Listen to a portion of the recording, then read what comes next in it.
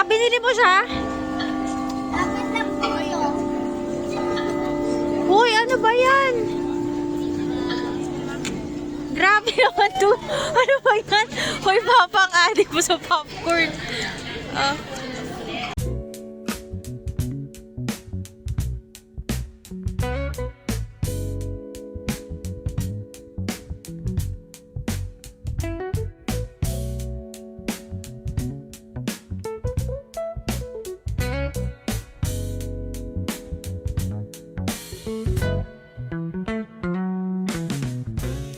Traveling to Japan is such an out-of-this-world experience. It's a place where fantasy meets reality.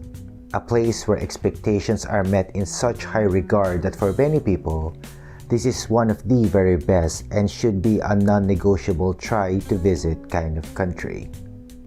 Me and my family spent 5 days in Tokyo, Japan, and we would like to share our experiences with you during our trip. We will have tips in terms of transportation, food, shopping, and places to visit so you can get the most out of your time and money if you ever decide to visit this wonderful country. This entire trip will span 2 videos. This one will cover our first and last day, and the second will cover both days for Disneyland and Sea. So now, let's begin. The flight we took going to Tokyo was Philippine Airlines Flight PR424, Manila to Haneda. Our departure was at 7 in the evening and arriving Japan at 12:20 in the morning, Japan being 1 hour ahead of Manila. We took the red-eye flight because I just got back from New York that same day, and my arrival in Manila is already past the morning scheduled flight to Haneda. I work as a flight attendant with Philippine Airlines, and this was only a days off trip. In the last day when we got back from Japan, that same evening I was flying to Melbourne, Australia for work. So you can imagine how messed up I looked in this vlog. So please excuse me if you see my ugly mug somewhere in the video. After baggage claim, we took a cab to our Airbnb named Hostel Inn. This is located in Keikyu, Kamata, about 10 to 15 minutes ride from the airport. Now, the cheapest way around Japan is generally by train. It's easy to understand, switching platforms requires little to no effort. As long as you know the name of the place you want to go or get back to a location you already been, chances are you'll find your way even though this is your first time. All train lines are connected. It's just a matter of looking at the signs of each platform. A disclaimer: even though this is the cheapest option, cheap comes with a price. Tokyo trains are extremely crowded during rush hours and does not operate after 12 midnight. So when we arrived, we had no choice but to take a cab to our Airbnb, and we paid 3,300 yen or 1,250 in Philippine peso for that taxi. The Airbnb that we rented was very small, but still very nice. It has a small kitchen with utensils, a fridge, a washing machine, a small shower area with a bathtub, a double-decker bed, a cabinet, iron, extension cords, vacuum, a TV, and my favorite thing in Japan, the toilets with heated toilet seats. And I'll tell you what, sitting on that toilet is a vacation in it of itself. I can literally spend hours and hours just sitting there. The place was tiny but good enough for 3 people. This cost us 60,000 yen or 23,000 pesos for the whole stay. This was preferably cheap if you compare it to budget hotels that only have a bed and a toilet and has little to no space for luggage. We experienced this last year when we went to Fukuoka. We booked a budget hotel in front of Ohari Park. It was 44,000 yen and it was so small we couldn't even fit our 3 checked-in baggage there. It comes with free breakfast, coffee, hot chocolate, and everything. But when it comes to the room itself, an Airbnb is more value for money in my opinion.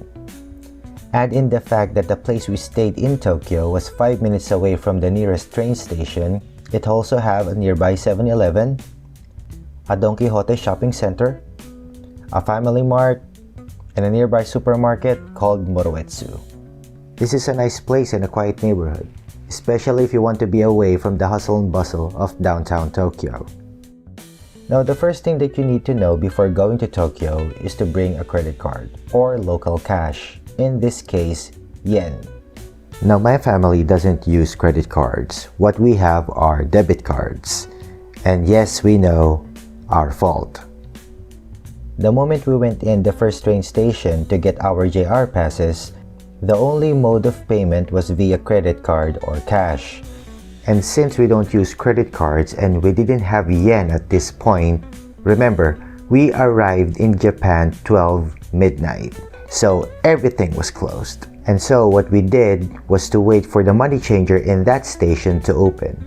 Wasted time, I know. But this took us by surprise, since in Fukuoka, transportation by credit card is accepted.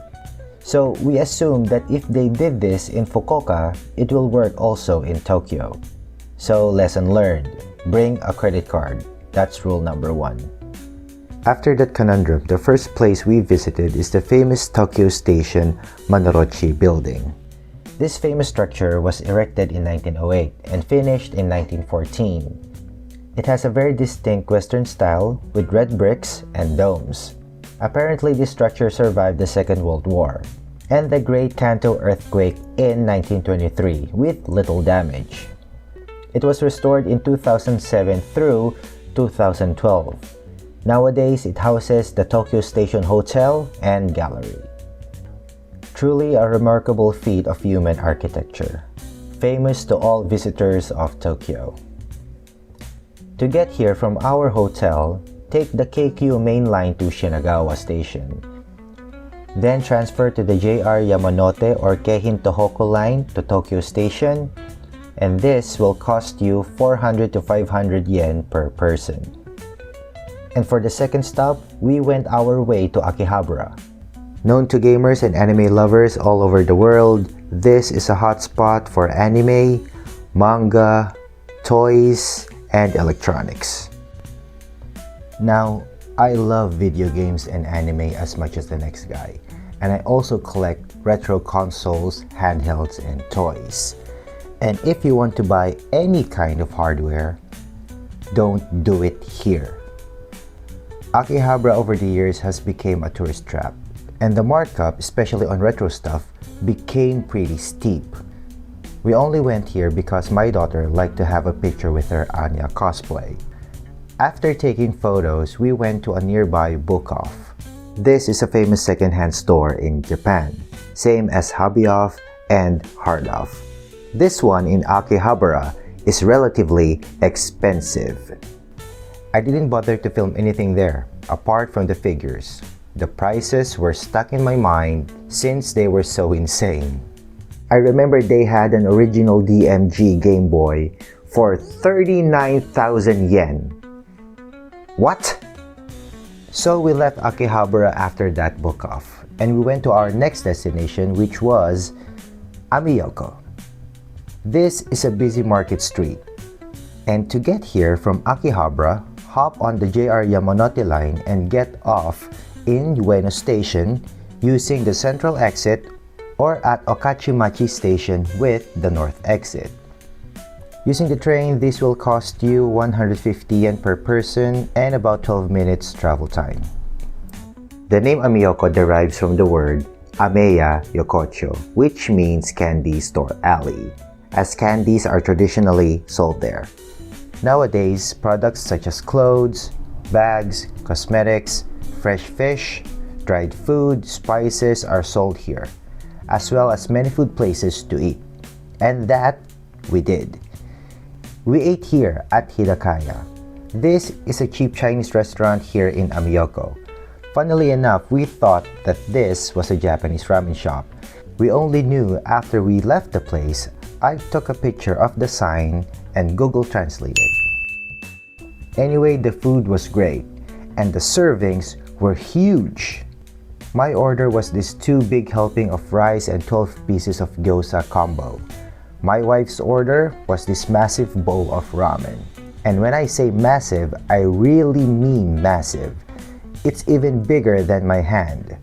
And my daughter ordered a fried rice meal. And our entire order was only 1,830 yen. That's 680 pesos. All of it. Talk about value for money. And some people I know will argue that we have gyoza and ramen in the Philippines.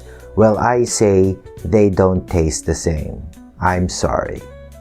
After that wonderful meal, we were off to find this place. This is Shimura, 100 yen chocolate discount store. This shop went viral on social media. For 1,000 yen, he will put chocolates in a bag for you while shouting one more in your native language. In our case, he yells, "Isa pa!"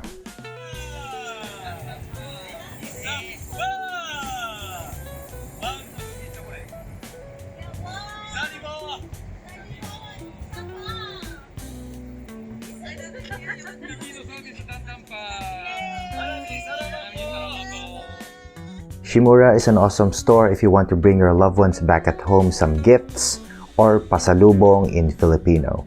It's cheap and it has variety. If you want to find him, just go straight from the main Amiyoko arch and he's on the right side. Pretty cool guy.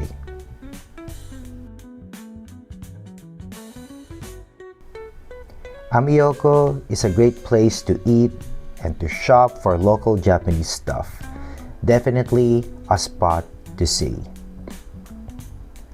Upon this time, the sun was already setting and we beeline to our final destination of the day, which is Shibuya. Now, Shibuya is a bustling special ward in Tokyo, Japan, renowned as a premier trend-setting hub for youth fashion. It has nightlife, culture. It is where the famous Shibuya crossing is located, one of the world's busiest intersections.